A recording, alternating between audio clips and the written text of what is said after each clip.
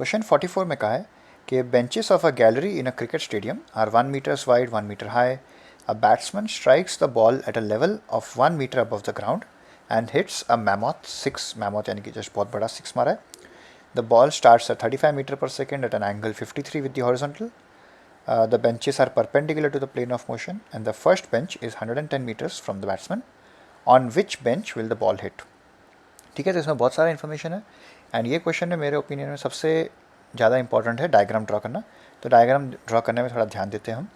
ठीक है, तो मान लेते हैं कि ये जो है ये आपका हॉरिजॉन्टल है. ठीक है, ये जो है ये 1 मीटर अबव द ग्राउंड है एंड हमें बताया गया कि बॉल को स्पीड 35 मीटर्स पर सेकेंड से हिट किया गया एंड हमें बताया गया है कि with the horizontal it is 53 degrees angle of projection. ठीक है, अब हमें क्या कहा है कि हमें कहा है कि 110 मीटर्स अगर ये स्टार्टिंग पॉइंट है हमारा, मान लेते हैं कि ये जो है ये 110 मीटर्स है की दूरी पर से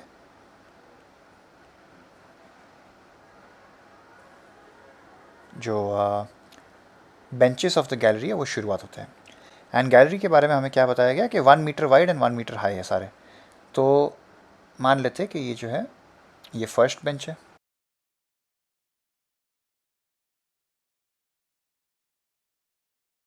एंड हमें बेसिकली एक बार लिख लेता हूँ फिर से कि हर बेंच की विड्थ 1 मीटर है, ये पहली बेंच थी, एंड हर बेंच की हाइट भी 1 मीटर है.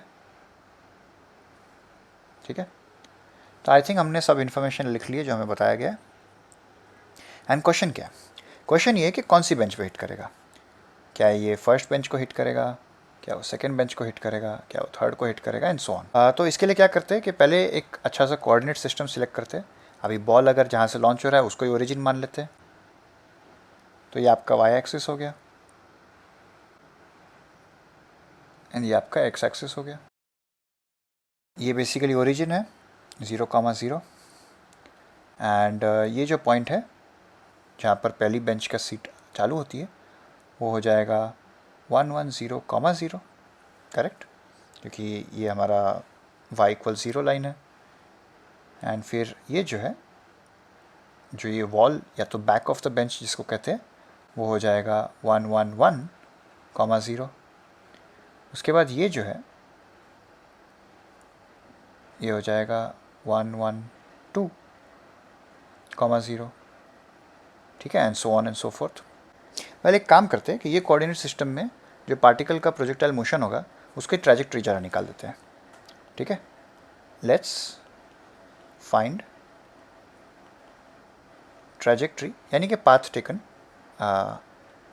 Of the ball. ठीक है, तो स्ट्रेट फॉरवर्ड है. पहले हम एज ऑलवेज हॉरिजॉन्टल की बात करते हैं. हॉरिजॉन्टल में जो इनिशियल वेलोसिटी है वो क्या होगी, वो होगी 35 कोसाइन 53 डिग्रीज एंड कोसाइन 53 आपको पता है 3/5 होता है. तो ये हो जाएगा 35 इंटू 3/5 एंड 5 ये कैंसिल हो गया, ये हो जाएगा 21 मीटर्स पर सेकेंड. तो इसका मतलब हो गया कि x इक्वल्स 21t बराबर है, क्योंकि एक्सेलरेशन तो होता नहीं है हॉरिजॉन्टल में. अब आते हैं वर्टिकल पे. वर्टिकल पे क्या सिचुएशन है, इनिशियल वेलोसिटी इन y क्या होगी, हो जाएगी 35 साइन 53 डिग्रीज एंड साइन 53 4/5 होता है. तो ये हो जाएगा फिर 5 y एंड 5 ये सा हो जाएगा 28 मीटर पर सेकेंड. ठीक है, एंड एक्सेलरेशन भी होता है -9.8 मीटर पर second square due to gravity. तो ओवरऑल हो जाएगा जो इक्वेशन है वो again s y equals u i t वगैरह करने पर कि y equals u i t यानी कि 28t माइनस एंड हाफ करोगे एक्सेलरेशन का तो ये हो जाएगा 4.9 टी स्क्वायर. ठीक है, तो हमारे पास दो इक्वेशन है. हमारे पास इक्वेशन 1 है x इक्वल्स 21t, इसे रीअरेंज कर सकते हो x divide by 21 equals t. And दूसरी इक्वेशन है कि y equals 28t minus 4.9 T square. तो यहाँ पर प्लग इन कर लेते हैं t को. ठीक है, तो ये हो जाएगा 28x divide by 21 minus 4.9 x square divide by and 21 square आप कैलकुलेट कर सकते हो, हो जाएगा 441। ठीक है, तो थोड़ा सिंप्लीफाई कर लेते हैं, ये हो जाएगा 7 3 सा 7 4 सा, तो ये हो गया 4x divide by 3 minus and 4.9 क्या होता है, वो होता है 7 टाइम्स 7 डिवाइड बाई 10। ठीक है, तो ये सब मैं इसीलिए कर रहा हूँ ताकि थोड़ा इक्वेशन जो है वो सिंप्लीफाई हो जाए। तो आप यहाँ पर सिंप्लीफिकेशन कर सकते हो, ये हो जाएगा 7 1 सा 7 3 सा 7 1 सा 7 3 सा, तो ओवरऑल ये हो जाएगा कि y equals 4x divide by 3 minus x square divide by 90। तो ये आपकी इक्वेशन ऑफ द मोशन हो गया, जो ट्रेजेक्ट्री जो पाथ फॉलो करेगा। अब एक बार वापस से डायग्राम को देखते हैं एंड समझने की कोशिश करते हैं कि फर्स्ट बेंच हो, सेकंड बेंच हो, फोर्थ बेंच हो, फोर्थ बेंच को हिट करने का क्या मीनिंग हो सकता है।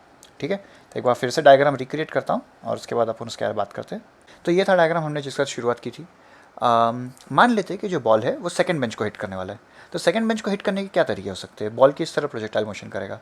वेल, एक हो सकता है कि वो यूँ आए और सेकंड बेंच की सीट को हिट कर जाए, या तो हो सकता है कि बॉल यूँ आए और ये सेकंड बेंच की जो बैक है, जो वर्टिकल पार्ट है, उसको हिट कर जाए, वो भी चलेगा, क्योंकि सेकंड बेंच तो यहाँ से शुरू होते हुए यहाँ तक जाती है, राइट। सीट है ना, चेयर है, तो ये दोनों पॉसिबिलिटीज़ हैं। लेकिन ये तो इससे आपको कुछ पता चलना चाहिए कि आप अगर ये लाइन यहाँ पर एक ड्रॉ कर लो जो कि सेकंड बेंच की बैक की बात कर रही है, तो पहले आप नोटिस कर सकते हो कि वो 1 1 2 उसका एक्स कोऑर्डिनेट है, एंड जो हाईएस्ट पॉइंट है, ये जो सेकंड बेंच का हाईएस्ट पॉइंट है, उसके क्या कोऑर्डिनेट्स है, उसके कोऑर्डिनेट्स है 1 1 2 कॉमा, एंड हाइट क्या है उसकी, हाइट 2 मीटर्स है। ठीक है, उसी तरीके से आप जब थर्ड बेंच की बात करो तो थर्ड बेंच का जो हाईएस्ट पॉइंट है वो हो जाएगा 1 1 3 कॉमा 3 एंड सो ऑन। ठीक है, बट एनीवे सेकंड बेंच के ऊपर वापस फोकस करते हुए तो हम ये नोटिस कर सकते हैं कि for ball to hit second bench, एक बात तो क्लियर है, व्हेन x इक्वल्स 1 1 2, यानी कि वो यहाँ पर कहीं पे है, y को कम होना पड़ेगा, राइट। वो जो मैक्सिमम पॉइंट है बेंच का जो 2 है उससे कम होना पड़ेगा, लेस देन इक्वल टू 2, तभी तो जाके बॉल यहाँ पर अथड़ाएगा, या तो यहाँ पर, या तो हो सकता है कि वो ऑलरेडी यहाँ पर आ जाए। उसी तरीके से अगर आप इसे जनरलाइज करो एंड लिख लेते हैं similarly for ball to hit nth bench, ठीक है ना, क्या सिचुएशन होनी चाहिए, नीड कि व्हेन x इक्वल्स, अभी यहाँ पर पहले था 1 1 0 प्लस 2, हम लिख देंगे 1 1 0 प्लस n। ठीक है, क्योंकि आपने nth जो उसकी बैक ऑफ द बेंच है उस पर आप जा रहे हो, हमें चाहिए कि y less than equal to, पहले था 2 क्योंकि सेकंड बेंच थी, अब nth बेंच है तो n कर लो। तो आपको ये अगर कंडीशन आपने सेटिस्फाई कर ली तो यानी कि बॉल nth बेंच को हिट कर रहा होगा।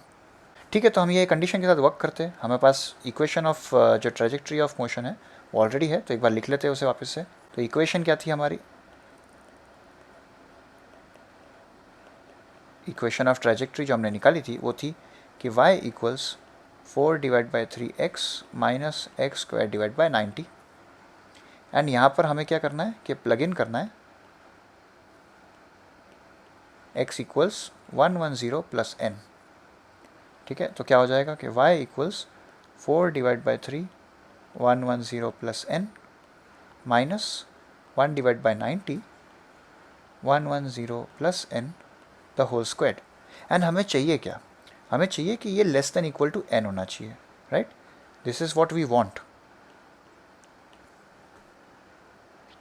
ठीक है, तो इसे ज़रा सिंप्लीफाई कर लेते हैं, तो ये हो जाएगा 4 divide by 3 1 1 0 plus 4 divide by 3 n, जो राइट हैंड साइड पे n है उसको माइनस कर लेते हैं, minus n minus 1 1 0 square divide by 90 minus n square divide by 90 minus ये हो जाएगा 220 divide by 90 n less than equal to 0। ठीक है, थोड़ा और सिंप्लीफाई कर लेते हैं, तो ये हो जाएगा 4 into 1 1 0 divide by 3 like terms को कंबाइन कर लेते हैं, -110 टाइम्स 110 डिवाइड बाय 90, ये जो है वो रिमाइंडर टर्म्स है, प्लस n डिवाइड बाय 3, ये सिंप्लीफाई कर लिया, -220 n डिवाइड बाय 90, एंड फिर n स्क्वायर का टर्म जो है n² divide by 90 less than equal to 0। Denominator common कर लेते हैं, तो ये हो जाएगा 120 minus 110 times 110 divide by 90, plus ये हो जाएगा 30n minus 220n divide by 90, ये हो जाएगा n² डिवाइड बाय 90, एंड सब जगह से आप 90 मल्टीप्लाई करके हटा दो, तो 120 माइनस 110 10 होता है, तो ये ओवरऑल हो जाएगा 1100 प्लस सॉरी प्लस नहीं माइनस माइनस ये हो जाएगा 190n minus n² less than equal to 0।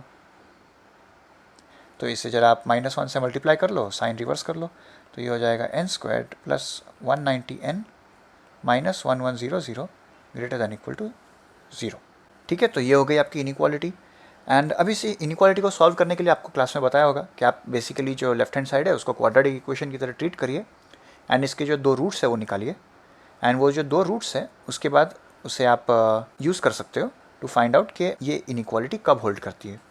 ठीक है, तो ये इक्वेशन स्ट्रेट फॉरवर्ड नहीं है, तो आपको जो स्टैंडर्ड तरीका है -b plus minus square root वाला, आपको वो अपनाना पड़ेगा यहाँ पर, या तो आप कैलकुलेटर अपनाइए एंड आप फाइंड करोगे कि ये जो इक्वेशन है इसके 2 रूट्स आएंगे, वो है कि -195.6 एंड दूसरा है 5.6 समथिंग समथिंग।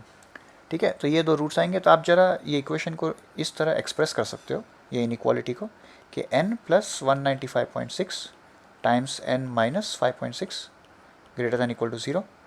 एंड ऐसी इनइक्वालिटी को आपको क्लास में पढ़ाया होगा कि आप बेसिकली इस तरह सॉल्व कर सकते हो कि 5.6 से ऊपर होगा तो दोनों जो टर्म्स हैं वो पॉजिटिव होंगे, तो ओवरऑल जो एक मल्टीप्लिकेशन है वो पॉजिटिव होगा, बीच में होगा तो नेगेटिव होगा, एंड लेस देन माइनस 195.6 होगा तो भी नेगेटिव होगा। अभी n आफ्टर ऑल था क्या, n था कि कौन सी बेंच को बॉल हिट करने वाला है, यानी कि वो एक पॉजिटिव नंबर ही होना है, एंड तो इसके लिए हमारे लिए तो n ग्रेटर देन 5.6 ये जो है वो रेलेवेंट सॉल्यूशन है। सो वी हैव कि n must be greater than 5.6। अच्छा, तो अब ये n ग्रेटर देन 5.6 जो हमने निकाला है उसका मीनिंग क्या है?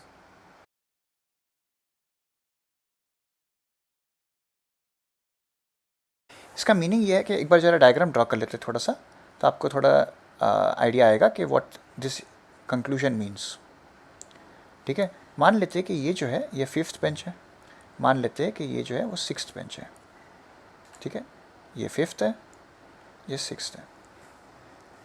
हमें जब पता चल रहा है कि n ग्रेटर देन 5.6 होना चाहिए, इसका मतलब ये है कि जब 5वीं बेंच की बात हो रही है, एंड 5वीं बेंच का जो ये x कोऑर्डिनेट है जो सबसे दूर का वो है 115, एंड जो उसकी हाइट है वो 5 मीटर्स है, राइट।